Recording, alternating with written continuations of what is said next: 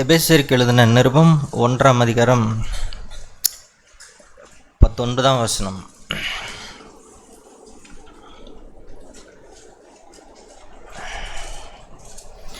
எபேசியர் 1:19.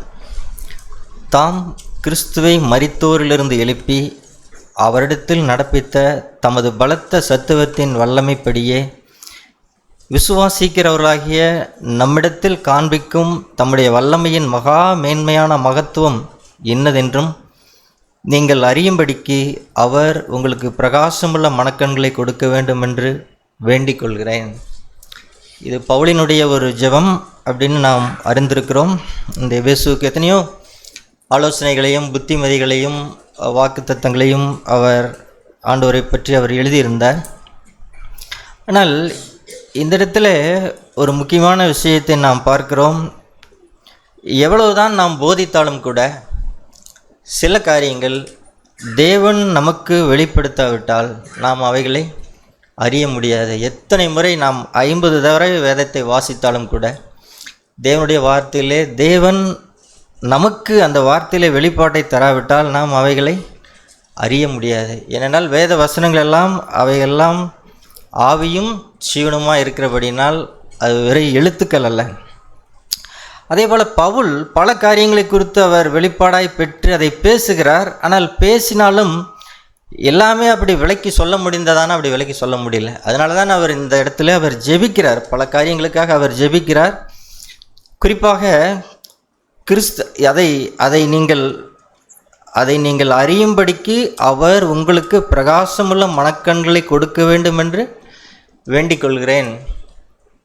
எதை அப்படின்னு சொன்னால் 18 தேவன் நம்மை அழைத்தார், அந்த நம்பிக்கை அதனுடைய மகிமை அதை பற்றியெல்லாம் பேசுகிறார். நான் அதை பற்றி இன்றைக்கி நம்ம யோசிக்கல. இன்றைக்கி நம்ம யோசிக்கிறது என்ன அப்படின்னு சொன்னால் 19ஆம் வசனம் தான்.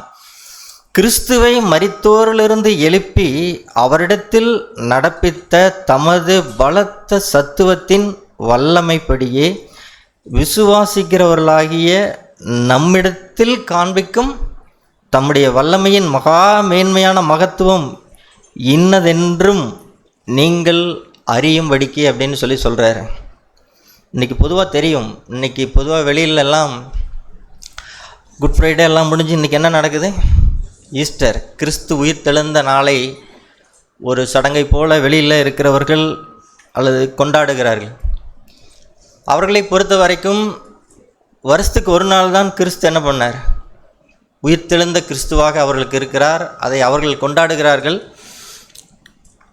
ஆனால் நம்மை பொறுத்த வரைக்கும் நமக்கு கிறிஸ்தவ வாழ்க்கை எப்படி இருக்கணும் அப்படின்னு சொன்னால் ஒவ்வொரு நாளும் கிறிஸ்து உயிர் தெழுந்த வல்லமையினாலே பிழைக்கிற வாழ்க்கையாக நாம் இருக்க வேண்டும். இப்போ அவர் உயிர் தெழுந்தார் அப்படின்னு நாம் கொண்டாடுகிறது நல்லது. உயிர் தெழுந்தார் தான், இயேசு உயிர் தெழுந்தார். இப்போ அதனால எனக்கு என்ன? அதனாலே நான் என்னத்தை பெற்றுக்கொள்கிறேன்?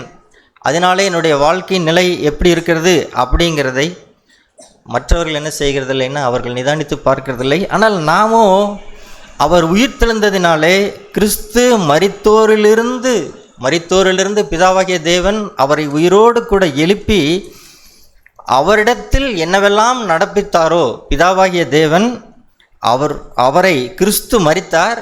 நம்முடைய பாவங்களுக்காக அவர் மரித்தார், அடக்கம் பண்ணப்பட்டார். பிதாவாகிய தேவன் அவரை தம்முடைய ஆவியினாலே எழுப்பினார்.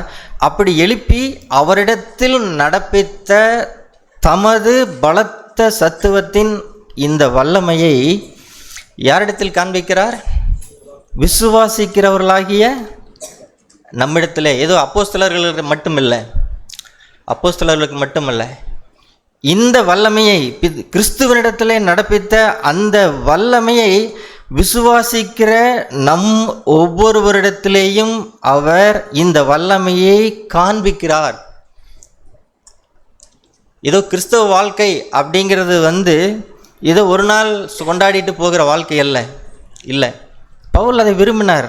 சில முக்கியமான காரியங்களை அவர் பார்க்க வேண்டும் அப்படின்னு சொல்லி அவர்களுக்கு தேவன் நல்ல பிரகாசமுள்ள மனக்கண்களை கொடுக்க வேண்டும் அப்படின்னு சொல்லி அவர் விரும்பினார். நமக்கு தெரியும் ஈசாக்கு சில அதாவது இந்த உலகத்தின் ஜனங்களை பிசாசு என்ன பண்ணி வைத்திருக்கிறான்னு சொன்னால் இந்த மகிமையான சுவிசேஷத்தின் ஒளியை அவன் என்ன பண்ணியிருக்கிறான்? காணக்கூடாதபடிக்கு அவர்களுடைய மனக்கண்களை குருடாக்கி வைத்திருக்கிறான் இந்த உலகத்தின் ஜனங்களை. ஆனால் தேவனுடைய பிள்ளைகளை அவர் என்ன செய்திருக்கிறான் அப்படின்னு சொன்னால், அவருடைய கண்கள் தெளிவாக பார்க்கக்கூடாதபடிக்கு அந்த குருடனை சுகமாக்கின போது அவன் எப்படி சொன்னான்? மனுஷர்களை ஒரு மரங்களைப் போல பார்க்கிறேன் அப்படின்னு சொன்னான். அதுபோல தான் நம்முடைய வாழ்க்கையிலே நம்முடைய ஆவிக்குரிய கண்கள், ஒருவேளை நமக்கு வயசாகிட்டு போகும்போது நம்முடைய சரீர பிரகாரமான கண் மங்களானால் அது பரவாயில்லை, அது பிரச்சனையே இல்லை. ஆனால் நம்முடைய ஆவிக்குரிய கண்கள் எப்படி இருக்க வேண்டும் அப்படின்னு சொன்னால், வருஷங்கள் கடந்து போக போக, நாட்கள் செல்ல செல்ல நம்முடைய ஆவிக்குரிய கண்கள் தெளிவாகி கொண்டே போக வேண்டும். அதனால தானே இயேசு சொன்னார், உன் கண் தெளிவாக இருந்தால் உன் சரீரம் முழுவதும் என்னவாக இருக்கும்? வெளிச்சமாக இருக்கும். உன் கண் கெட்டதாக இருந்தால் உன் சரீரம் முழுவதும் கெட்டதாக இருக்கும் அப்படின்னு சொன்னார். அப்போது அப்படியானால் என்ன அப்படின்னு சொன்னால், நம்முடைய ஆவிக்குரிய கண் தெளிவாக இருக்க வேண்டும். ஈசாக்கை போல, ஈசாக்கை குறித்து வாசிக்கிறோம், அவன் முதிர் வயதான போது அவனுடைய கண் என்னாச்சாம்?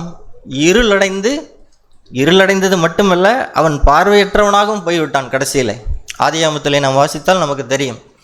ஆனால் அதே மோசே தான் 120 வயதான போது, தான் மரிப்பதற்கும் சற்று முன்பாக, மோசே அவனுடைய பார்வை எப்படி இருந்தது அப்படின்னு சொன்னால், மரிப்பதற்கு முன்பாக ஆண்டவர் அவனை அந்த மலையில் ஏறுகிறான். அந்த வயதானவன், அவனை பாருங்கள், அந்த வயதானவனை ஒரு கொடுமுடி மலைக்கு மேலே கூட்டிகிட்டு போய், இந்த தேசத்தை தான் நான் இதெல்லாம் கொடுக்க போகிறேன் அப்படின்னு சொல்லி, எத்தனையோ தூரங்களுக்கு அப்பால் இருக்கிறதை கர்த்தர் அவனுக்கு காண்பித்த போது அவன் அதையெல்லாம் என்ன செய்தான்? பார்த்தான். 120 வயதிலே அவன் வெலன் குறையவில்லை, அவனுடைய கண் மங்களாகவில்லை, அவ்வளவு தெளிவாக இருந்தது. ஒருவேளை இது சரீர பிரகாரமாக நமக்கு இல்லாவிட்டாலும் ஆவிக்குரிய ரீதியாக நம்முடைய கண்கள் எப்பொழுதும் தெளிவாக பார்க்கிறதாக நாம் என்ன செய்யணும்?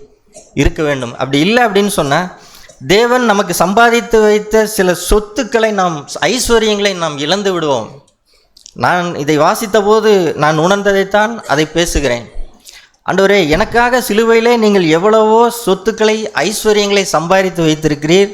ஆனால் நான் இன்னும் பிச்சைக்காரனை போலவே இருக்கிறேன். நான் அதை எங்கள் அப்பா பெரிய கோடீஸ்வரர், எங்கள் அப்பா பெரிய கோடீஸ்வரராக இருக்கிறார்னு எனக்கு தெரியுது. ஆனால் நான் கஷ்டப்பட்டு கொண்டிருக்கிறேன் அப்படின்னா எப்படி இருக்கும்? அதை போலத்தான் தேவன் நமக்கு மகிமையான காரியங்களை செய்திருக்கிறார். கிறிஸ்து மரித்து உயிர்த்தெழுந்ததினாலே முதலாவது நாம் என்ன பெற்றுக்கொள்வோம்னு சொல்கிறான்? ரோமரில் வாசிக்கிறோம், அவர் உயிர்த்தெழுந்ததினாலே நாம் நீதிமான்களாக்கப்பட்டிருக்கிறோம். இயேசு கிறிஸ்து உயிரோடு எழுந்ததினாலே நாம் பெற்றுக்கொள்கிறது என்ன அப்படின்னு சொன்னால், நம்முடைய பாவங்கள் எல்லாம் மன்னிக்கப்பட்டிருக்கிறது, நாம் நீதிமான்கள் ஆக்கப்பட்டிருக்கிறோம். இயேசுவை யாரெல்லாம் அவரை இரட்சகராய் ஆண்டவராக நாம் விசுவாசிக்கிறோமோ அவர்களை தேவன் எப்படி பார்க்குறார் அப்படின்னு சொன்னால், கடந்த காலங்களிலே ஒரு பாவமும் செய்யாதவர்களைப் போல தேவன் என்ன செய்கிறார்? அவர்களை பார்க்கிறார், அவர்களை நீதிமான்களாக பார்க்கிறார். இயேசு கிறிஸ்து வாழ்ந்த நீதியை அவர் மேல் போட்டு அவர் ஒரு பாவம் செய்யாதவர்களைப் போல நம்மை பார்க்கிறார். அதான் மிகுந்த ஆச்சரியம். ஓகே, நாம் இன்னைக்கு என்ன யோசிக்கிறோம்னு சொன்னால், கிறிஸ்துவனிடத்தில் நடப்பித்த அந்த வல்லமையான கிரியைகளை நம்மிடத்திலே அவர் காண்பிக்கிறார் அப்படின்னு வாசிக்கிறோம் இல்லையா? இதை அப்போஸ்தலர்கள் அடிக்கடி இந்த உயிர்த்தெழுதலை குறித்து அவர்கள் பேசினார்கள்.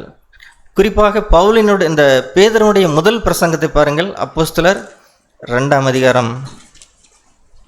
இது நம்முடைய வாழ்க்கையிலே கிரியை செய்து கொண்டிருக்கிறதா? நான் மறுபடியும் பிறந்திருக்கிறேன், நான் ஞானஸ்நானம் பெற்றிருக்கிறேன், தேவனுடைய பிள்ளையாக இருக்கிறேன் என்று சொல்லுவருடைய வாழ்க்கையிலே இந்த வல்லமை வெளிப்பட்டு கொண்டிருக்கிறதா அப்படிங்கிறதை நாம் பார்க்க வேண்டும்.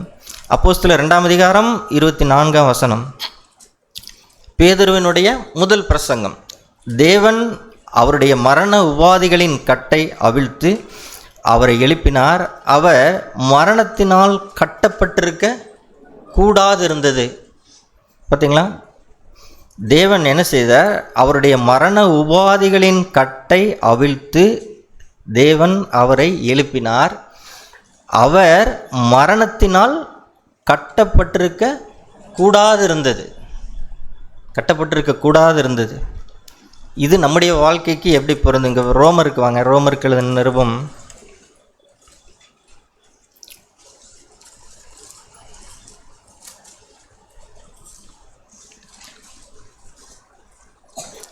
6ஆம் அதிகாரம் 9ஆம் வசனம். ரோமர் 6ஆம் அதிகாரம். மரித்தோரிலிருந்து எழுந்த கிறிஸ்து இனி மரிப்பதில்லை என்று அறிந்திருக்கிறோம், மரணம் இனி அவரை ஆண்டு கொள்வதில்லை. மரித்தோரிலிருந்து எழுந்த கிறிஸ்து பிதாவாகிய தேவன் அவர் எழுப்பினார். இனி அவர் மரிப்பதில்லை. நம்முடைய பாவத்துக்காக அவர் மரித்தார். இனி அவர் மரிப்பதில்லை அப்படிங்கிறத அறிந்திருக்கிறோம். மரணம் இனி அவரை ஆண்டு கொள்வதில்லை. அப்போ நம்முடைய வாழ்க்கையிலும் கூட, நம்முடைய வாழ்க்கையிலே ஒருவேளை ஆண்டவர் சொன்னார், என்னை விசுவாசிக்கிறவன் மரித்தாலும் பிழைப்பான் அப்படின்னா என்ன அர்த்தம் சொன்னால், ஒருவேளை சரீர பிரகாரமாக நாம் மரித்து போனாலும் நாம் என்னதான் செய்து கொண்டிருப்போம்? ஆவியிலே நாம் வாழ்ந்து கொண்டிருப்போம். நமக்கு மரணம் என்பதே இல்லை. நம்முடைய ஆவியிலே மரணம் என்பதே இல்லை. ஆனால் அதை விட முக்கியமானது என்ன அப்படின்னு சொன்னால், மரணம் இனி அவரை ஆண்டு கொள்வதில்லை அப்படிங்கிறதை நாம் இப்போ வாழ்ந்து கொண்டிருக்கிற நாம் எப்படி பார்க்கலாம்னு சொன்னால், கிறிஸ்து அவர் எழுந்ததினால் ஆவிக்குரிய மரணம் நம்முடைய வாழ்க்கையில் ஆளுகை செய்ய தேவையில்லை. இது எத்தனை பேர் நாம் விசுவாசிக்கிறோம்? உண்மையிலேயே மென்மையான சத்தியத்தை நாம் சபையில் பேசுகிறோம், தேவன் நமக்கு வெளிப்படுத்தியிருக்கிறார் என்று சொல்லுகிறோம், எல்லாம் உண்மைதான். நாம் பார்ப்பது என்ன, இது எத்தனை பேருக்கு நம்முடைய அனுபவமாக மாறி இருக்கிறது? என்னுடைய வாழ்க்கை இப்படி இருக்குது, உயிர்த்தெழுந்த வாழ்க்கையை நான் ஒவ்வொரு நாளும் வாழ்ந்து கொண்டிருக்கிறேன் அப்படிங்கிற இந்த வல்லமையை என் வாழ்க்கையிலே நான் ஒவ்வொரு நாளும் ருசித்து கொண்டிருக்கிறேன் அப்படின்னு சொல்லக்கூடிய அளவுக்கு நம்முடைய வாழ்க்கை இருக்க வேண்டும். ஏன்னா அதான் இது ஒரு சுதந்திரம். கிறிஸ்து மரித்தோரிலிருந்து எழுப்பின அவரிடத்திலே இனி மரணம் அவரை என்ன செய்ய போவதில்லை, மரணம் இனி அவரை ஆண்டு கொள்ளப் போவதில்லை. அப்படியானால் நம்மையும் என்ன செய்திருக்கிறார்? பாவத்திலும் அக்கிரமத்திலும் மரித்தவர்களாக இருந்த நம்மை கிறிஸ்துவுடனே கூட உயிர்ப்பித்தார். உயிர்ப்பிக்கப்பட்ட நமக்கு இனி ஆவிக்குரிய மரணம் என்பது சம்பவிக்க வேண்டிய அவசியம் இல்லை.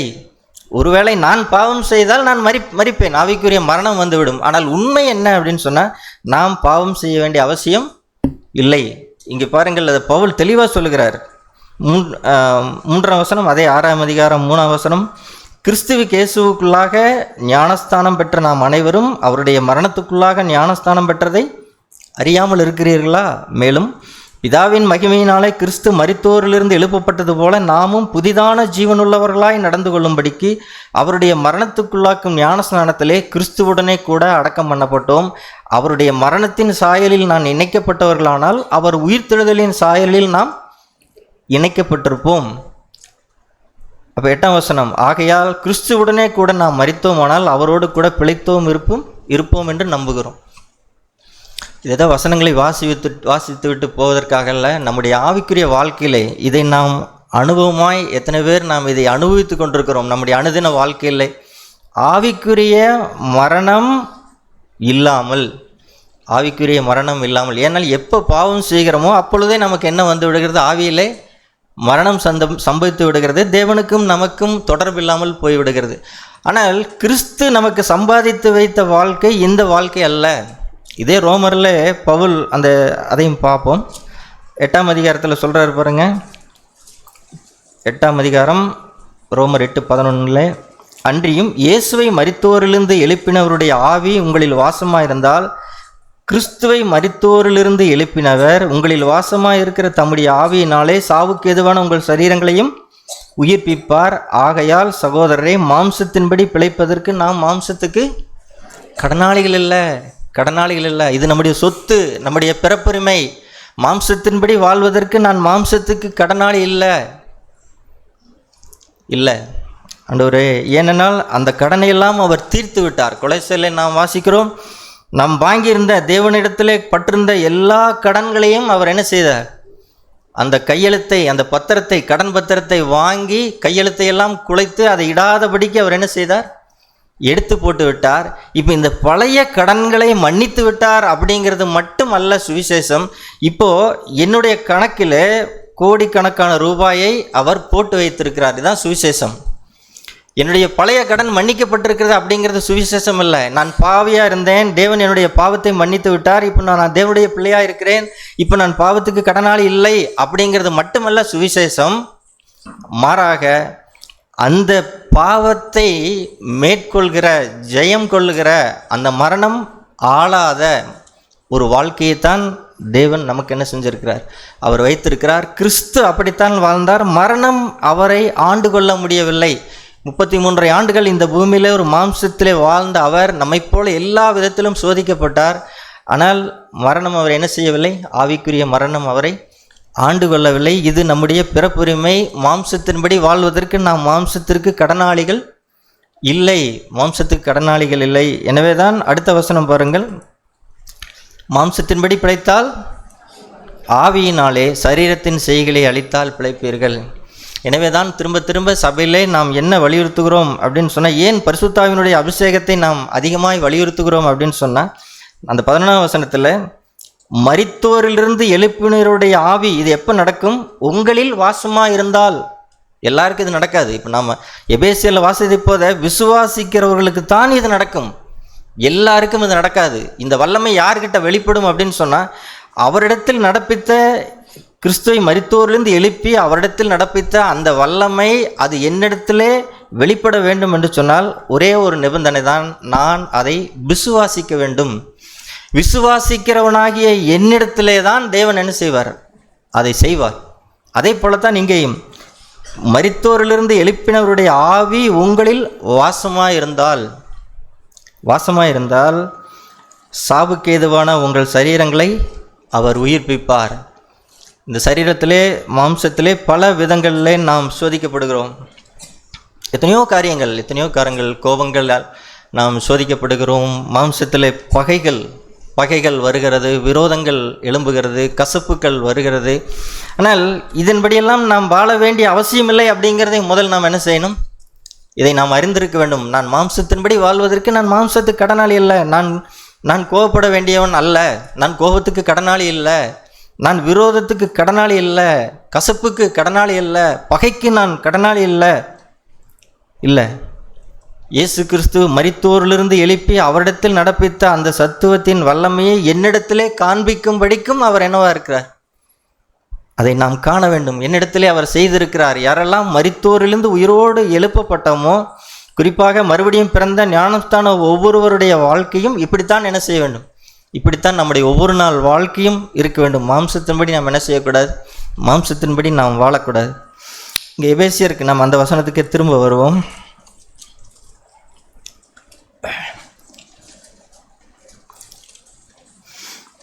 இதை தேவன் நம்மிடத்திலே அவர் செய்கிறார். பாவம் அப்படிங்கிற பிரமாணம் நம்மை இழுக்கிறது. பவுல் அதை நன்றாக உணர்ந்திருந்தார். எல்லா மனிதர்களும் பாவம் அப்படிங்கிற பிரமாணம், உயிர்த்தெழுந்த வல்லமை நமக்கு என்ன செய்கிறது அப்படின்னு சொன்னால், இப்படி இழுக்கிறது. நான் கோவப்படும்படியாய், எச்சிக்கும்படியாக, அல்லது ஒரு பொய் சொல்லும்படியாக, அல்லது பகை கொள்ளும்படியாய், அன்பில்லாமல் நடக்கும்படியாக, மன்னிக்கும்படியாக நான் சோதிக்கப்படுகிறேன். இப்படி சோதிக்கப்படும் போதெல்லாம் ஒரு புவி ஈர்ப்பு விசையைப் போல நான் கீழ் நோக்கி இழுக்கப்படுகிறேன். ஆனால் நான் கீழ் நோக்கி இழுக்கப்படுகிறவன் அல்ல.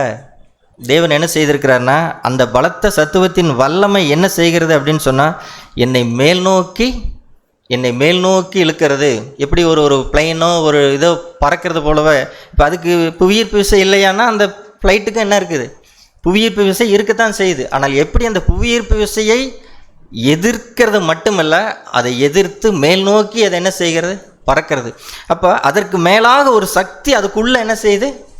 உள்ளே இருக்கிறபடினால்தான் அது பறக்க முடியுது.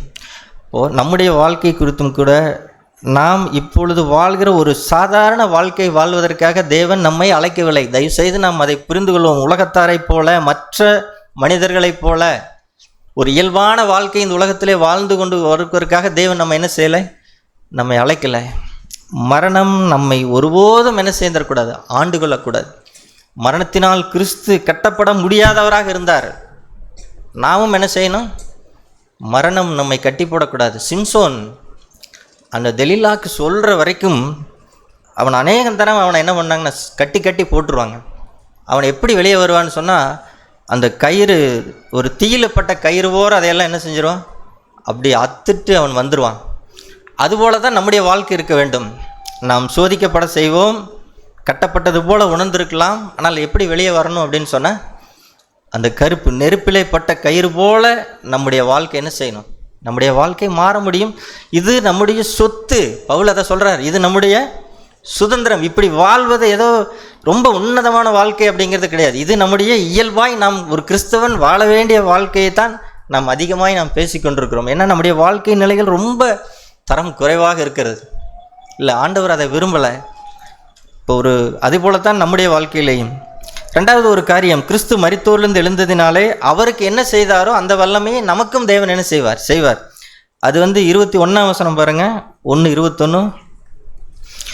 அவரை உன்னதங்களில் தம்முடைய வலது வாரத்தில் உட்காரும்படி செய்து அப்படின்னு வாசிக்கிறோம். கிறிஸ்துவை மரித்தோரிலிருந்து எழுப்பி பிதாவாகிய தேவன் என்ன செய்தார்? அவரை உன்னதங்களில் தம்முடைய வலது வாரசத்தில் உட்காரும்படி செய்தார். இப்போ பாவத்திலும் அக்கிரமத்திலும் மரித்தவர்களாக இருந்த நம்மை உயிர்ப்பித்தார். உயிர்ப்பித்து என்ன பண்ணார் அப்படின்னு சொன்னால் 7ஆம் வசனம் பாருங்க, நம்மையும் அவர் என்ன செய்திருக்கிறார்? எபேசியர் அதே 2:7 கிறிஸ்து இயேசுவுக்குள் நம்மை அவரோடு கூட எழுப்பி உன்னதங்களிலே அவரோடு கூட உட்காரவும் செய்தார். சரீர பிரகாரமாக நாம் இந்த பூமியிலே இருந்தாலும் நம்முடைய ஆவி எங்கே இருக்கிறது? உன்னதங்களிலே கிறிஸ்து இயேசுவுக்குள். அந்த வசனத்தை பாருங்க, கிறிஸ்து இயேசுவுக்குள் நம்மை அவரோடு கூட எழுப்பினார். இது எத்தனை பேர் நாம் விசுவாசிக்கிறோம்? இயேசு மரித்தபோது ரோமரில் வாசித்தோம், அவரோடு கூட நானும் மரித்தேன். ரோமரில் என்ன வாசிக்கிறோம்? அவர் மரித்தபோது அவரோடு கூட நானும் மரித்தேன். அப்படிதான் பார்க்குறார்.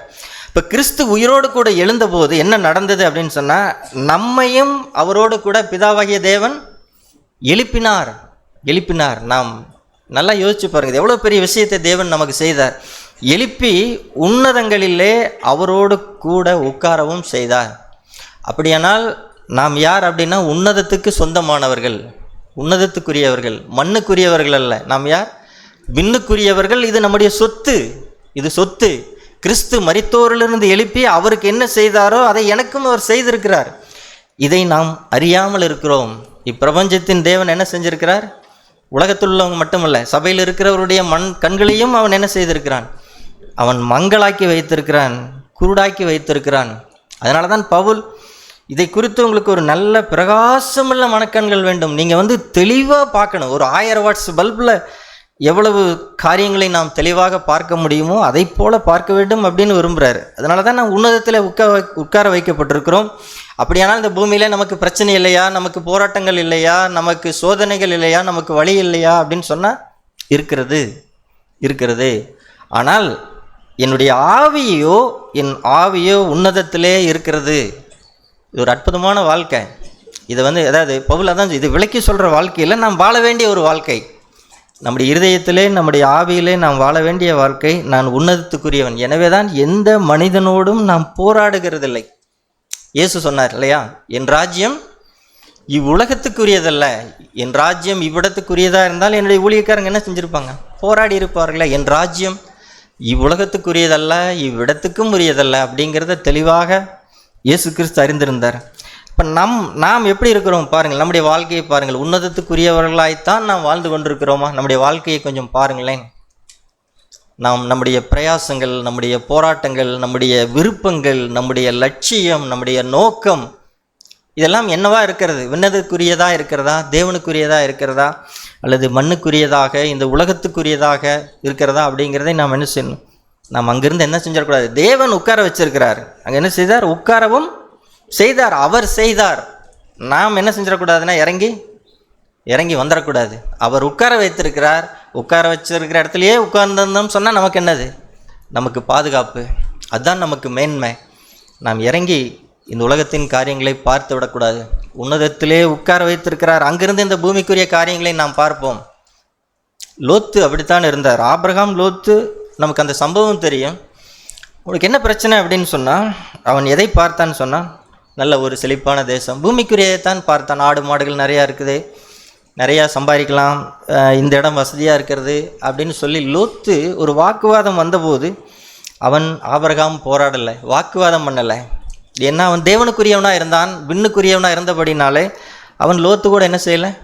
போராடலை. நாமும் கூட ஆபிரகாம் மட்டும் இல்லை, நம்முடைய வாழ்க்கையில் சில காரியங்கள் ஒரு இடத்துக்காகவோ, ஒரு பணத்துக்காகவோ, ஒரு மதிப்புக்காகவோ நம்ம போராடுகிறவர்களாக என்ன செஞ்சிடக்கூடாது? ஒரு பதவிக்காக, சில காரியங்களுக்காக நாம் போராடுகிறவர்களாக நாம் என்ன செய்யக்கூடாது? ஆனால் இருக்கக்கூடாது. நாம் மண்ணுக்குரியவர்கள் அல்ல, விண்ணுக்குரியவர்கள். அப்படி விட்டதுனால அவன் ஏதாவது இழந்தானா அப்படின்னு சொன்னால் அப்படியெல்லாம் இல்லை. அவனை ஆபிரகாமை தேவன் கூட்டிகிட்டு போய், நீ இதெல்லாம் பாரு, உன் கண்ணு கட்டின தேசம் வரைக்கும் பாரு, இதெல்லாம் உனக்கு தருவேன் அப்படின்னு சொன்னார். நம்ம ஒரு பாட்டு பாடுறோம் இல்லையா, நஷ்டமடைந்தோர் அப்படின்னு ஒரு பாட்டு, கிறிஸ்துவுக்கள் தரித்திரராவதில்லை. கிறிஸ்துவுக்காய் இழந்தவர்கள், கிறிஸ்துவுக்காய் நஷ்டப்பட்டவர்கள், கிறிஸ்துவுக்காய் இழந்தவர்கள் அவங்க என்ன செய்யறதில்ல? தரித்திரம் இல்லை. ஆண்டவர் சொன்னார், அவர்கள் பூமியை சுதந்திரித்துக் கொள்வார்கள். சாந்த குணமுள்ளவர்கள் பாக்கியவான்கள், அவர்கள் பூமியை சுதந்திரித்துக் கொள்வார்கள். ஒரு நாளும் கணவன் மனைவியோட வாக்குவாதம், ஆர்கியூமெண்ட்டே கிடையாது. வீட்டில் சத்தமே கிடையாது. நோ, எந்த ஆர்கியூமெண்ட்டும் கிடையாது. வாக்குவாதம் இல்லை, சத்தம் இல்லை. நான் மரிக்கிறேன், ஏனென்றால் நான் உன்னதத்திலே வைக்கப்பட்டிருக்கிறேன். நம்முடைய நோக்கம் சிலுவை சுமப்பதோ மரிப்பதோ அல்ல. நம்முடைய லக்கு என்ன அப்படின்னு சொன்னால், உயிர்த்தெழுதலின் வல்லமையை என்னுடைய வாழ்க்கையில் ருசிக்க வேண்டும். அதுதான். இப்போ சிலுவையின் வழி எதற்கு, பாடு எதுக்கு, உபத்திரவங்கள் எதுக்குன்னா, உபத்திரவங்களை குறித்தோ சிலுவைகளை குறித்தோ மேன்மை பாராட்டுவதற்காக அல்ல. அவைகள் ஒரு வழி. சிலுவை என்பது ஒரு வழி, பாடு என்பது, உபத்திரவங்கிறது ஒரு வழி. இது நம்முடைய லக்கு அல்ல. இந்த வழியாய் நான் எதை அடையப் போகிறேன் அப்படின்னு சொன்னால், ஆண்டவருடைய வல்லமையை என்னுடைய வாழ்க்கையிலே நான் அனுபவிக்கப் போகிறேன். அதான் மேன்மையான விஷயம். அதனால தான் பவுலெல்லாம் அவ்வளோ விரும்பினார். பாடுகளை ஏன் விரும்பினார், உபத்திரவங்களை விரும்பினார் அப்படின்னு சொன்னால், அவருடைய உயிர்த்தெழுந்த வல்லமையை அவருடைய வாழ்க்கையிலே அவ்வளவாக அவர் ருசித்தார். நாம் மண்ணுக்குரியவர்களாக இருந்து நம்முடைய வாழ்க்கை என்ன செஞ்சிடக்கூடாதுன்னா ஆயிடக்கூடாது. நாம் அதை வெறுக்கிறவர்களாக இருக்க வேண்டும். பூமிக்குரியவைகளை அல்ல, மேலானவர்களை தேடும்படிக்கு நாம் அழைக்கப்பட்டிருக்கிறோம். இல்லை என்று சொன்னால் இழப்பு நம்முடையது தான். ஒரு நல்ல தகப்பனோ ஒரு தாயோ எவ்வளவு இதெல்லாம் பாசிக்கும் போது எனக்கு என்ன உணர்ந்தேன்னா, ஒரு நல்ல தகப்பன் அல்லது ஒரு பெற்றோர் தன்னுடைய பிள்ளைக்கு, எப்போ உனக்கு இப்படியெல்லாம் நான் சம்பாரித்து கஷ்டப்பட்டு இதெல்லாம் நான் சேர்த்து வச்சிருக்கிறேன், இதெல்லாம் உன்னுடையது தான் அப்படின்னு சொல்லுவதை போலத்தான் இந்த வசனங்கள்லாம் வாசித்த போது நான் செய்ய வேண்டியது ஒன்றுமில்லை. இதை செய்வதற்கு என்ன சொல்கிறாரு? விசுவாசிக்கிறவர்களாகிய நம்மிடத்திலே காண்பிப்பதற்கு அவர் ஆர்வமுள்ளவராக இருக்கிறார். அதான் மேன்மையான விஷயம். அப்படியானால் இந்த பூமிக்குரிய உன்னதத்திலே வைக்கப்பட்டிருக்கிறேன். நான் பூமிக்குரியதுக்காக என்ன செய்யக்கூடாது? பூமிக்குரியவர்களுக்காக நான் சண்டை போடக்கூடாது, வாக்குவாதம் பண்ணக்கூடாது. இல்லை ஆண்டவரே, நமக்கு அந்த தெரியும். எலிசா அவன் என்ன பண்ணான் அப்படின்னு சொன்னால், நாகமான் கொண்டு வந்த அத்தனை அந்த பரிசுகளை எல்லாம் அவன் என்ன செய்தான்? அசட்டை பண்ணினான். அவனை பார்க்கவே இல்லை. ஒரு தேவனுடைய மனுஷன்கள் இப்படித்தான் நாம் இருக்க வேண்டும் நம்முடைய வாழ்க்கையில். ஒருவேளை யாராவது கிஃப்டாக கொடுக்குறாங்கன்னா அதை நாம் ஒன்றும் சொல்கிறதில்லை. ஆனால் நாம் எதிர்பார்க்கிறவர்களாக நாம் என்ன செய்யக்கூடாது அப்படின்னு சொன்னால், இவங்களுக்கு இவ்வளோ இருக்குது, கொடுக்கலாம்ல, இது செய்யலாம்ல, அண்ணன் தானே, தம்பி தானே, அக்கா தானே அப்படின்னு நாம் என்ன செஞ்சிடக்கூடாது. தேவனுடைய பிள்ளைகள் நாம் தேவனை சார்ந்து வாழும்படிக்குத்தான் அழைக்கப்பட்டிருக்கிறோம். தேவன் நமக்கு போதுமானவராக இருப்பார். அப்படித்தான் அப்போஸ்தலர்கள் வாழ்ந்திருக்கிறார்கள். நம்முடைய வாழ்க்கை இப்படித்தான் இருக்க வேண்டும். எனவே நம்முடைய வருகையிலே பெரிய வல்லமைகளை நம்மளால் ருசிக்க முடியல. என்னையும் சேர்த்து தான் சொல்கிறேன். ஆண்டவரே, இதை நான் தாகமாய் சொல்லுகிறேன். கடந்த எத்தனையோ வருஷங்களை நான் வீணாக்கிட்டேன். நீங்கள் எனக்கு சம்பாரித்து வச்சதை இழந்து மாம்சத்துக்கும் பிசாசுக்கும் இடம் கொடுத்து இழந்து ஒரு பிச்சைக்காரனை போல ஆண்டவரே கேட்டு வாழ்ந்துட்டு இருந்தேனே. எனக்கு அப்படி நீங்கள் வைக்கல. எனக்கு கோடியாக நீங்கள் சம்பாரித்து வச்சுருக்கிறீங்க. இதை அனுபவிக்காத யாருடைய தவறு? என்னுடைய தவறு. தேவன் எனக்கு அதை சம்பாதித்து வைத்திருக்கிறார். ஆண்டவரே, எனக்கு உதவி செய்யுங்க. 2 வஸ்திரங்களை வாங்கிட்டு கேயாசி அவன் பெரிய தீர்க்கதரிசியாக மாற வேண்டியவன் 2 சட்டையும் வாங்கி அவனுடைய வாழ்க்கை என்ன ஆகி போச்சு? வீணாக போச்சு. தேவன் நம்ம ஒவ்வொருடைய வாழ்க்கை குறித்தும் ஒரு நோக்கம் வைத்திருக்கிறார். அதை புரிந்து கொள்ள வேண்டும். அதை இந்த அற்பமான உலக காரியங்களினாலே அதை என்ன செஞ்சிடக்கூடாது? இழந்து விடக்கூடாது. ஆண்டவரே, அப்படிப்பட்ட ஒரு வைராக்கியத்தை எனக்கு தாங்க. பெரிய தீர்க்கதரிசியாக வர வேண்டியவன் அவன் அதை இழந்து போய் ஒரு குஷ்டரோகியாய் மாறினான். ஆண்டவரே, அப்படி நடந்துடக்கூடாது. நாம் மேலானதுகளை தேட வேண்டும். தேவன் நம்மை அங்கே உட்கார வைத்திருக்கிறார் அப்படிங்கிறதை மறந்துடக்கூடாது. இவ்வளவு பேசுகிறாரே பவுல், அவருடைய வாழ்க்கையில் எப்படி இருந்தார்? ஒரு வசனத்தை மட்டும் பாருங்கள். அப்போஸ்தலர் நடவடிக்கைகள் 20ஆம் அதிகாரம் அவருடைய வாழ்க்கை எப்படி இருந்துச்சுன்னு.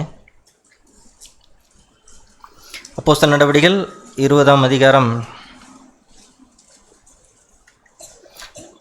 32, 33 வசனங்களில் 32ல் சபைக்கு ஒன்று சொல்கிறாரு, சகோதரர்களுக்கு என்ன சொல்கிறாரு? இந்த விஷயத்தை தான் அவரும் பேசுகிறார். அப்போஸ்தலர் 20ஆம் அதிகாரம் 32. இப்பொழுதும் சகோதரே, நீங்கள் பக்தி விருத்தடையவும் பரிசுத்தமாக்கப்பட்ட அனைவருக்குள்ளும் உங்களுக்கு சுதந்திரத்தை கொடுக்கவும் வல்லவராய் இருக்கிற தேவனுக்கும் அவருடைய கிருபையுள்ள வசனத்துக்கும் உங்களை ஒப்பு கொடுக்கிறேன் அப்படின்னு சொல்கிறார். எதுக்கு ஒப்பு கொடுக்குறார்? அது நல்லா கவனிங்க. நம்ம வாசித்த அந்த வசனம் மாதிரியே இருக்குது, எபேசியரில் இருக்கிற மாதிரியே. பரிசுத்தமாக்கப்பட்ட அனைவருக்கும், அதாவது எல்லாருக்கும், பரிசுத்தமாக்கப்பட்ட அனைவருக்கும் உங்களுக்கு சுதந்திரத்தை கொடுக்கவும். உங்களுக்குன்னு ஒரு சொத்து இருக்குது, உங்களுக்குன்னு ஒரு மகிமை இருக்குது, உங்களுக்குன்னு ஒரு ஐஸ்வர்யம் இருக்குது. அதை கொடுக்கவும் அவரால் முடியுமா? முடியாதா? கொடுக்க வல்லவராய் இருக்கிற தேவனுக்கு. கொடுக்க தேவன் எப்படி இருக்கிறார்? அதை கொடுப்பதற்கு தேவன் வல்லவராக இருக்கிறார். ஏதோ சத்துவம் இல்லாதவரை போல, ஏதோ சிலுவையில் தொங்கி அனாதியாய் யாரும் இல்லாமல், காப்பாற்றுறக்கு ஆள் இல்லாமல், யாருமே துணைக்கு இல்லாமல் தொங்கி அனாதியாக இருக்கிற மாதிரி நாம் என்ன செஞ்சிடக்கூடாது. அதையவே நாம் என்ன செஞ்சிடக்கூடாது. இல்லை, கிறிஸ்து மரித்தது நம்முடைய பாவத்துக்கும் மரித்தார். அது அவருடைய அன்பின் வெளிப்பாடு.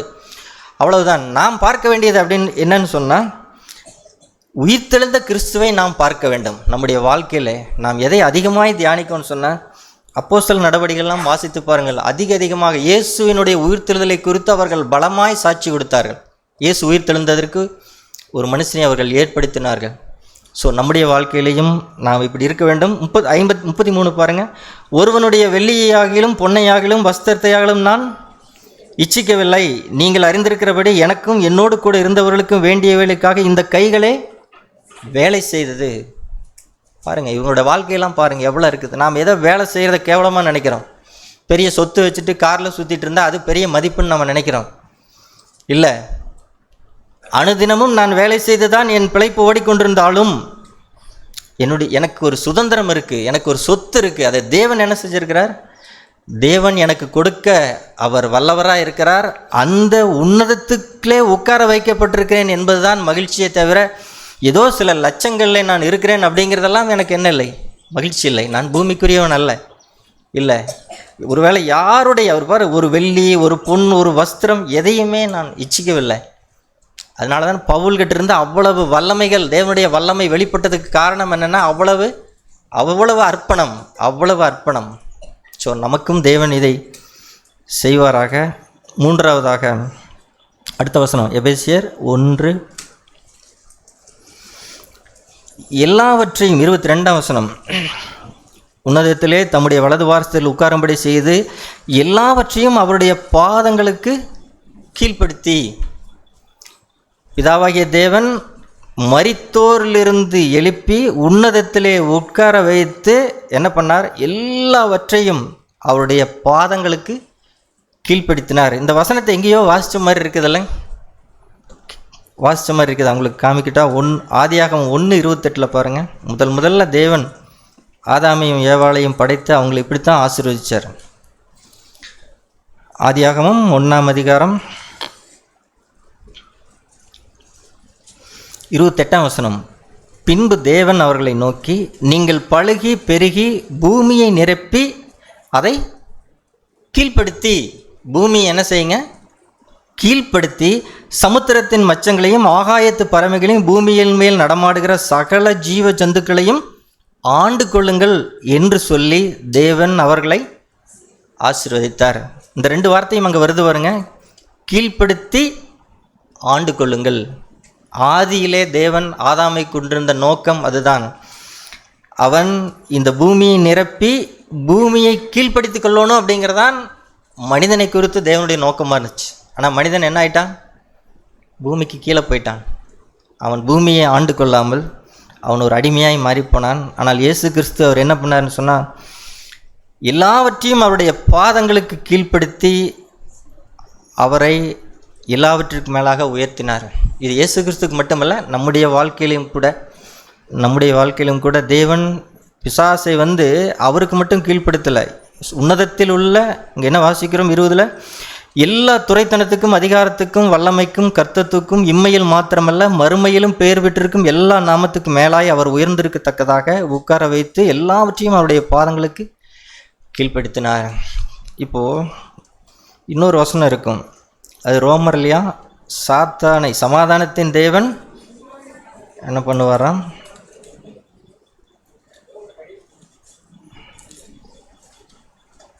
ஆமாம், ரோமர் 16ஆம் அதிகாரம் 20ஆம் வசனம், சமாதானத்தின் தேவன் சீக்கிரமாய் சாத்தானை உங்கள் கால்களின் கீழே நசிக்க போடுவார். அவருடைய கால்களுக்கு கீழாகவா? இயேசு கிறிஸ்துவ காலுக்கு கீழே இருக்கிறாருன்னு சொன்னால் அதை நமக்கு விசுவாசிக்கிறது கஷ்டம் இல்லை. ஆனால் இங்கே என்ன பாருங்கள், உங்கள் கால்களின் கீழே அவர் நசிக்கப்படுவார். அப்படியானால் சாத்தானை குறித்து நாம் ஏதாவது பயப்பட வேண்டுமா? இல்லை, பயப்படும். இன்றைக்கி நிறைய பேர் சாத்தான் ஏதாவது நமக்கு செஞ்சிருவானோ அப்படின்னு சொல்லி விசுவாசிகள் கூட பயப்படுகிறார்கள். பக்கத்து வீட்டுக்காரங்க ஏதாவது நமக்கு செய்வன வச்சுருவாங்களோ, யாராவது ஏதாவது நமக்கு பண்ணிடுவாங்களோ அப்படின்னு சபையிலிருந்து பயப்படுறவங்க இருக்கத்தான் செய்கிறாங்க. ஆனால் ஒரு மறுபடியும் பிறந்த தேவனுடைய பிள்ளை அப்படி இருக்க வேண்டிய அவசியம் இல்லை. ஆண்டவர் ஒரு இடத்துல சொன்னார், அதையும் கூட வாசிக்கலாம். லூக்காலையும் சொன்னார், மார்க்கு கடைசியில் பாருங்கள். இதுவும் விசுவாசிக்கிறவர்கள் என்ன செய்ய முடியுங்கிற காரியம். இதெல்லாம் நமக்கு இருக்கிற சுதந்திரங்கள். இதை நாம் பார்த்து விசுவாசித்து நமக்கு சொந்தமாக்க வேண்டும் அப்படிங்கிறதுக்காகத்தான் நாம் இதை வாசிக்கிறோம். மார்க்கு 16ஆம் அதிகாரம் 17ஆம் வசனம். விசுவாசிக்கிறவரால் நடக்கும் அடையாளங்களாவன, என் நாமத்தினாலே பிசாசுகளை துரத்துவார்கள், நவமான பாஷைகளை பேசுவார்கள், சர்ப்பங்களை எடுப்பார்கள், சாவுக்கு ஏதுவான யாதொன்றை கொடுத்தாலும் அது அவர்களை சேதப்படுத்தாது, வியாதியஸ்தர் மேல் கைகளை வைப்பார்கள், அப்பொழுது அவர்கள் சுஸ்தமாவார்கள். லூக்கால ஆண்டவர் சொல்லும்போது 10ஆம் அதிகாரத்தில் சாத்தான் மின்னலை போல விழுந்தான் அப்படின்னு சொல்லியிருக்கு. அது ஒரு நல்ல வசனம், அதையும் கூட நம்ம வாசிக்கலாமே, நாம் உற்சாகமடையும்படியாய். லூக்கா 10ன்னு நினைக்கிறேன்.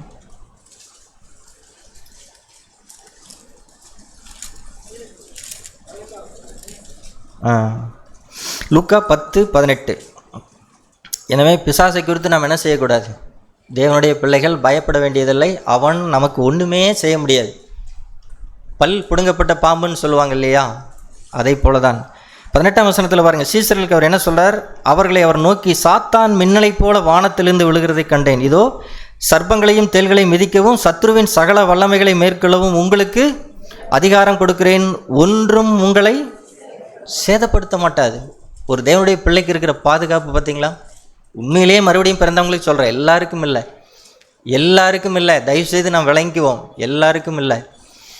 யாரெல்லாம் உண்மையிலேயே அவரை விசுவாசிக்கிறார்களோ அவர்களுக்கு, மறுபடியும் பிறந்த ஒவ்வொருவருக்கும் இந்த உலகத்திலே ஒன்றும் உங்களை சேதப்படுத்த மாட்டாது. ஒன்றும் உங்களை சேதப்படுத்த, எவ்வளோ பெரிய பாதுகாப்பு பாருங்கள். அப்படியானால் நாம் ஏதாவது காரியத்தை குறித்து நாம் கவலைப்படலாமா?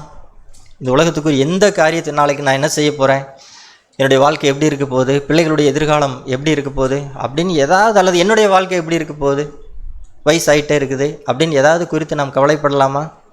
ஒன்றும் கவலைப்பட வேண்டியதில்லை, ஒன்றுமே கவலைப்பட வேண்டியதில்லை. ஏன் தேவன் பேரில் இப்படிப்பட்ட ஒரு உயிருள்ள விசுவாசம் நாம் வைக்கக்கூடாது? நான் தேவனை நம்புகிறவன் அப்படின்னு நம்ம நினைக்கிறோம். ஆனால் உண்மையிலேயே தேவனை நாம் நம்புகிறவர்கள் தானா அப்படிங்கிறது நம்முடைய வாழ்க்கையின் சூழ்நிலைகளை பார்க்கும்போதும், நாம் ஒருவருக்கொருவர் வீடுகளில் பேசிக்கொள்கிறதை நாம் பார்த்தால் தெரியும். உண்மையிலேயே ஒரு ஜீவனுள்ள தேவனை, ஒரு சர்வவல்ல தேவனை நான் நம்புகிறேனா அப்படிங்கிறதை நாம் சோதித்து பார்க்க வேண்டும். சாத்தானை கண்டு பயப்படுகிறோம். அவன் பெரியவன், அதை பண்ணிடுவான், இதை பண்ணிடுவான். தேவன் ஏதோ ரொம்ப சின்னவர், அவர் ஏதோ ஒன்றும் இல்லாதவர் போல், அவரால் ஒன்றும் செய்ய முடியாதுங்க, அவருக்கு தாங்க நாம் எதாவது செய்யணும் அப்படிங்கிறது போல் தேவனை பார்த்து கொண்டிருக்கிறோம். இல்லை, இந்த உலகத்தில் இருக்கிறவனிலும் நம்மில் இருக்கிறவர் பெரியவர். இதை நம்ம விசுவாசிக்கணும், முழு மனப்பூர்வமாக விசுவாசிக்கணும். பயப்பட வேண்டியதில்லை. எதுக்கு பயப்படணும்? எதுக்கு பயப்பட வேண்டும்? இல்லை, எனக்கு வேண்டியதை, எந்த தேவையை தேவன் என்ன செய்வார்? ஒரு காகத்தை கொண்டாகலும் உபோசிக்க முடியும் அப்படின்னு சொன்னால், ஒரு எலும்புகளை பெரிய சேனையாக ஆக்க முடியும் அப்படின்னு சொன்னால், எந்த விதத்திலாவது தேவன் எனக்கு தேவையானதை அவரால் என்ன செய்ய முடியும்? எவ்வளவு விலைவாசி உயரட்டும், எவ்வளவு வேலை இல்லாமல் போகட்டும், எவ்வளவு செலவாகட்டும், என்ன செய்ய முடியும்? என்ன செய்ய முடியும்? ஒன்றும் செய்ய முடியாது. ஏன்னா அவ்வளவு வல்லமையை தேவன் என்ன செஞ்சிருக்கிறாரு? அவர் மரித்தோரிலிருந்து எழுப்பி அவரிடத்தில் நடப்பித்த கிறிஸ்து எப்படி ஒரு ராஜா போல் அந்த பூமியில் நடந்தார். அவர் டேபிள் சேர் தான் பண்ணிட்டு இருந்தார். அவர் ஒன்றும் பெரிய கோடிக்கணக்கில் வச்சுட்டு வந்துட்டு அவர் பண்ணல. அவர் பண்ணிட்டு இருந்த வேலை சேரும் டேபிளும் செஞ்சு தான் அவருடைய பிழைப்பு, அவருடைய குடும்பம் அப்படி தான் இருந்துட்டு இருந்துச்சு. ஒரு எளிமைய வாழ்க்கை தான் வாழ்ந்தார். ஆனால் எப்படி வாழ்ந்தார்? ஒரு ராஜாவை போல் அவர் வாழ்ந்தார்.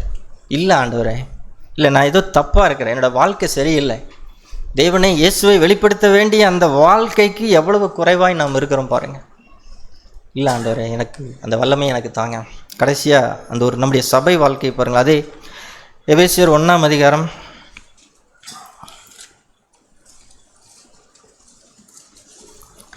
ஓகே, எபேசியர் 1ஆம் அதிகாரம் கடைசியா 23ஆம் வசனம். எல்லாவற்றையும் எல்லாவற்றாலும் நிரப்புகிறவருடைய நிறைவான சரீரமான சபைக்கு அவரை எல்லாவற்றிற்கு மேலாக தலையாக தந்தறினார். நமக்கு ஒரு தலை இருக்குது, நம்ம அதை மறந்துடக்கூடாது. நமக்கு ஒரு தலை இருக்கிறது, நாம் சும்மா ஆடிட்டு இருக்கக்கூடாது. தலை, கிறிஸ்துவோடு கூட நாம் இணைக்கப்பட்டிருக்கிறோம். தலைவர், எல்லாவற்றிற்கு மேலான தலைவராக தேவன் அவரை உன்னதங்களிலே அவர் வைத்திருக்கிறார். இப்போ ஒரு சபை வாழ்க்கை அப்படிங்கிறதும் அப்படித்தான். சபை வாழ்க்கை ஏதோ நம்ம சொந்தம் தெரிஞ்சவங்க பக்கத்தில் இருக்கிறவங்க ஒரு சபை வாழ்க்கை வாழ முடியாது. இந்த உயிர்த்தெழுதலின் வல்லமையை நாம் பெறாவிட்டால் சபை வாழ்க்கை வாழ முடியாது.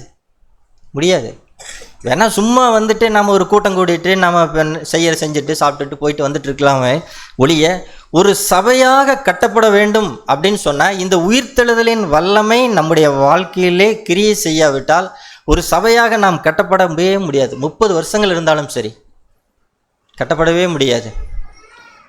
கருத்து வேறுபாடுகள் இருக்கிறது. அப்போது எங்கே அப்போ சபை கட்டப்பட வேண்டும் என்று சொன்னால் இந்த வல்லமையை பெற்றவர்கள் எங்கே? அவர்களை கொண்டு தான் தேவன் செய்வார். அந்த வல்லமையை பெற்றவர்கள் அவர்களுக்கு கீழ்ப்படிவது கஷ்டமாக இருக்காது. வல்லமையை பெற்றவனுக்கு கீழ்ப்படுகிறது கஷ்டமாக இருக்குது. ஒரு வேலையை சொன்னாலும் சரி சொல்லலைனாலும் சரி அவள் ஒரு நாளும் மனம் முன்படவே மாட்டாங்க. கிறிஸ்துவின் வல்லமையை ருசித்தவர்கள் மனம் முன்படவே மாட்டார்கள். தன்னை அப்படி தேவனுக்கு என்ன சபைக்கும் தன்னை ஒப்பு கொடுத்துருவாங்க. எப்படி நடத்தினாலும் சரி, என்னை என்ன பண்ணாலும் சரி, ஆண்டவரே எனக்கு இருக்கிற சந்தோஷம் உம்முடைய சரீரமான சபையிலே நான் ஒரு அவயமாக இருக்கிறேன் அப்படிங்கிறதை தவிர வேறு எதையும் நான் என்ன செய்யலை. வேறு எந்த சந்தோஷம் எனக்கு இல்லை. கிறிஸ்து தலையாக இருக்கிற ஒரு சபையிலே, சரீரமான சபையிலே நான் ஒரு அவயமாக இருக்கிறது எனக்கு ஒரு பெரிய பாக்கியம். காலம்பூராவும் நான் அப்படியே இருந்துட்டு போயிடுவேன். அதான் பெரிய சந்தோஷமே தவிர இல்லை ஆண்டவரே நீங்கள் தலையாக இருந்தீங்கன்னா அங்கே ஒரு அவயமாய் நான் இருக்கிறது எனக்கு ஒரு பெரிய பாக்கியம். இதை நாம் நம்முடைய சபை வாழ்க்கையிலே நாம் விசுவாசிப்போம், நம்மை நாம் ஒப்பு கொடுக்கவும், நாம் இதை வாஞ்சிப்போம். பவுலுக்கு இது போன்ற ஒரு மிகப்பெரிய ஒரு வாஞ்சை நமக்கு எல்லாருக்கும் தெரிந்த அந்த வசனம் 2 பிலிப்பியரில் வாசிக்கிறோம். பிலிப்பியர் 3ஆம் அதிகாரம் 10ஆம் வசனத்தில் அதை சொல்லுவார். அதில் ஒன்று என்ன அப்படின்னு சொன்னால், இப்படி நான் அவரையும் அவருடைய உயிர்த்தெழுதலின் வல்லமையையும் அவருடைய பாடுகளின் ஐக்கியத்தையும் அறிகிறதற்கு. பவுலுக்கு ஒரு பெரிய விருப்பம் இருந்தது. 3 காரியங்களை சொல்கிறாரு. ஒன்று, அவரை நான் அறிய வேண்டும் அப்படிங்கிற ஒரு விருப்பம் இருந்தது. 2வது, அவருடைய உயிர்த்தெழுதலின் வல்லமையை நான் அறிய வேண்டும் அப்படிங்கிற ஒரு விருப்பம் இருந்தது. 3வது, அவருடைய பாடுகளின் ஐக்கியத்தை அறியணும் அப்படிங்கிற விருப்பம் இருந்தது. அப்போ பவுலே, நீ ரட்சிக்கப்பட்டு இத்தனை வருஷம் ஆச்சா, இந்த வல்லமை இன்னும் நீ ருசிக்கலையா அப்படின்னு கேட்டால், ரட்சிக்கப்பட்டு இப்போ அவருக்கு 50-55 வயதாகிறது. இந்த நிருபத்தை அவர் எழுதும்போது ரட்சிக்கப்பட்டு 30-35 வயதாகிறது. அவர் அதை ருசித்திருந்தார். ஆனால் அதில் அவர் திருப்தியாக இருந்தார். ஆனால் திருப்தியாக இல்லை. அவருடைய ஏக்கமெல்லாம் என்னவாக இருந்தது? இன்னமும் நான் அவரை அறிய வேண்டும், இன்னமும் அவருடைய உயிர்த்தெழுதலின் வல்லமையை நான் அறிய வேண்டும், இன்னமும் அவருடைய பாடுகளின் ஐக்கியத்தை நான் அறிய வேண்டும் அப்படிங்கிற ஒரு பெரிய தாகம் அவருக்குள்ள என்ன செஞ்சது? பெரிய தாகம் அவருக்குள்ளாக இருந்தது. ஆண்டவரே, இந்த அக்கினியை எங்கள் மத்தியில் நீங்கள் போடுங்க ஆண்டவரே. நாங்கள் மண்ணுக்குரியவர்களாக இருக்கக்கூடாது. நீங்கள் சம்பாதித்து வைத்த எல்லாம் எனக்கு சுதந்திரம். சிலுவையிலே சம்பாதித்த ஆண்டவரே, இந்த வாழ்க்கையை நான் என்ன செய்யணும்? நான் வாழ வேண்டும். 4 காரியங்களை பார்த்த. 1, நான் மாம்சத்தின்படி வாழக்கூடாது. மரணம் என்ன செஞ்சிடக்கூடாது. மரணத்தினால் கட்டப்படாத ஒரு வாழ்க்கை உங்களுக்கு எனக்கு இருக்குது. இதை நமக்கு சொந்தமாக்க வேண்டும். ஆவிக்குரிய மரணம் கட்டப்படக்கூடாது. அந்த வாழ்க்கையை தேவன் நமக்கு வைத்திருக்கிறார். நாம் உன்னதங்களில் வைக்கப்பட்டிருக்கிறோம். இந்த பூமிக்குரிய காரியங்களுக்காக இறங்கி வந்துடவே கூடாது. உன்னதங்களிலே தேவன் நம்மை உட்கார வைத்திருக்கிறார். இன்னொன்று, இந்த உலகத்தில் வாழ்கிற வரைக்கும் பிசாசை பார்த்து நாம் பயப்படக்கூடாது. யாக்கோபு சொல்லுவார், தேவனுக்கு கீழ்ப்படிந்திருங்கள், பிசாசுக்கு எதிர்த்து நில்லுங்கள். பயப்படாதீங்க, பிசாசை பார்த்து பயப்படாதீங்க. ஆண்டவருடைய நாமத்திலே விசுவாசித்தால் நாம் பயப்பட வேண்டியதில்லை, ஒன்றும் செய்ய முடியாது. பிசாசுக்கு பயப்பட வேண்டியதில்லை. இதெல்லாம் நம்முடைய சுதந்திரம். தேவன் நமக்கு ஒரு சபை வாழ்க்கையை தந்திருக்கிறார். தேவனுடைய வல்லமையினாலே நான் சபையிலே பிழைத்து வாழ முடியும். இயேசு கிறிஸ்து இப்படித்தான் அவர் வாழ்ந்தார். அந்த வசனத்தோடு கூட நான் முடிக்கிறேன். 2 கொரிந்தியர் கடைசி அதிகாரம். இயேசு எப்படி வாழ்ந்தார் அப்படிங்கிறது இங்கே எழுதப்பட்டிருக்கிறது. 2 கொரிந்தியர் 13ஆம் அதிகாரம் 4ஆம் வசனம். ஏனெனில் அவர் பலவீனத்தால் சிலுவையில் அறையப்பட்டிருந்தும் எப்படி வாழ்ந்தார், பிழைத்தார்? தேவனுடைய வல்லமையினால் பிழைத்திருக்கிறார். இப்படி தாங்க வாழணும் நம்முடைய வாழ்க்கை. பலவீனத்தால் சிலுவையில் அறையப்பட்டிருந்தும், அவருடைய முழு வாழ்க்கையும் எப்படி இருந்ததுன்னா சிலுவையில் அறையப்பட்ட வாழ்க்கையாகவே இருந்தது. ஆனால் அவர் எப்படி பிழைத்தார் அப்படின்னு சொன்னால் தேவனுடைய வல்லமையினால், தேவனுடைய பலத்தினால், தேவனுடைய கிருபையினால் அவர் பிழைத்தார். எனவே நாமும் இயேசுவுக்கு என்ன செய்தாரோ அதை தேவன் என்ன செய்வார், நமக்கும் செய்வார். இயேசுவை நேசித்ததை விட குறைவாக நம்மை அவர் நேசிக்கலை. இயேசுவை நேசித்தது போல நம்மையும் அவர் நேசிக்கிறார், அதுக்கு குறைவாக அல்ல. ஸோ அவருக்கு என்ன செய்தாரோ விசுவாசிக்கிறவர்களாகிய நம்மிடத்திலேயும் தேவன் அதை செய்ய வல்லவராக இருக்கிறார். நாம் தேவனை அப்படியாய் கனம் பண்ணுவோம். நம்முடைய வாழ்க்கையிலே அவருடைய மகிமை என்ன செய்யணும், அவருடைய வல்லமை வெளிப்படும். நம்முடைய உள்ளான வாழ்க்கையில் மட்டுமல்ல நம்முடைய சரீரத்திலேயும் கூட அவருடைய உயிர் தெழுந்த வல்லமை என்ன செய்ய முடியும், விளங்க வேணும். அது ஒரு நாள் நடக்கப் போகிறது. வேதம் சொல்லுகிறது நம்முடைய அற்பமான சரீரத்தை அவர் என்ன பண்ணுவார், ஒரு மகிமையான சரீரமாக மாற்றுவார். அது ஒரு நாளிலே நடக்கப் போகிறது. ஆனால் இந்த நாளிலே நாம் தேவனை விசுவாசிக்க வேண்டும். அவருடைய உயிர் தெழுந்த வல்லமை என்னுடைய சரீரத்துக்கு ஒரு சுகத்தை கொண்டு வர முடியும் அப்படிங்கிறத நாம் என்ன செய்யணும், நாம் விசுவாசிக்க வேண்டும். தர முடியும் அவருடைய உயிர் தெழுந்த வல்லமை. ஒரு டேஸ்ட், ஒரு முன் ருசி, ஒரு ஸ்பூன் நமக்கு தெரியும். அந்த சிரபோனிக்கே ஸ்திரீ சொல்ல வரேன், அவள் என்ன கேட்டா ஆண்டவரிடத்தில், முழு அப்பவும் எனக்கு தாங்க, அப்போ என் பிள்ளை பிழைப்பான்னு சொல்ல. அவள் என்ன கேட்டா, மேஜிலேருந்து விழுக்கிற ஒரு துணிக்க போதும். அவருடைய உயிர்த்தல், ஒரு பிசாசை விரட்டுறக்கு அவருடைய மேஜிலேருந்து விழுகிற ஒரே ஒரு துணிக்கை போதும் அப்படின்னு சொன்னால் அவருடைய வல்லமை எவ்வளோ பெருசு பாருங்க. வார்த்தையினால் எல்லாம் படைச்சார். ஆனால் அதை விட பெரிய வல்லமை என்னென்னா, இயேசுவை அவர் மரித்தோரிலிருந்து உயிரோடு கூட எழுப்பி அந்த வல்லமையை நம்மள விளங்க செய்கிறார். அது ஒரு பெரிய ஒரு பாக்கியம். இந்த சரீரத்தில் விளங்க முடியும். ஆண்டவரே எனக்கு ஒரு துணிக்கை, நம்ம துணிக்கை கேட்க வேண்டியதில்லை. நமக்கு முழு அப்பமும் நமக்கு தான். லாசரு நமக்கு தெரியும், அவன் நரகத்தில் வேதனைப்பட்டிருந்தபோது என்ன சொன்னான், ஒரு சொட்டு லாசரு தன்னுடைய விரலில் நினச்சி ஒரு சொட்டு என்ன செய்யணும், என் நாவை குளிர பண்ணும்படி ஒரே ஒரு சொட்டு கேட்டான். ஒரு நரகத்தில் இருக்கிற மனிதனுக்கு ஒரு சொட்டு போதும் அப்படின்னு சொன்னான். அவன் வேதனையை ஆற்றும் என்று சொன்னால் தேவனுடைய வல்லமை எவ்வளோ பெருசு பாருங்கள். உங்களுக்கும் எனக்கும் தேவன் செய்ய விரும்புகிறார். நாம் விசுவாசித்து தேவனை மையப்படுத்துவோம். வார்த்தை இருக்கிற சகோதரர்கள் நாம் பகிர்ந்து கொள்வோம். ஆமாம்.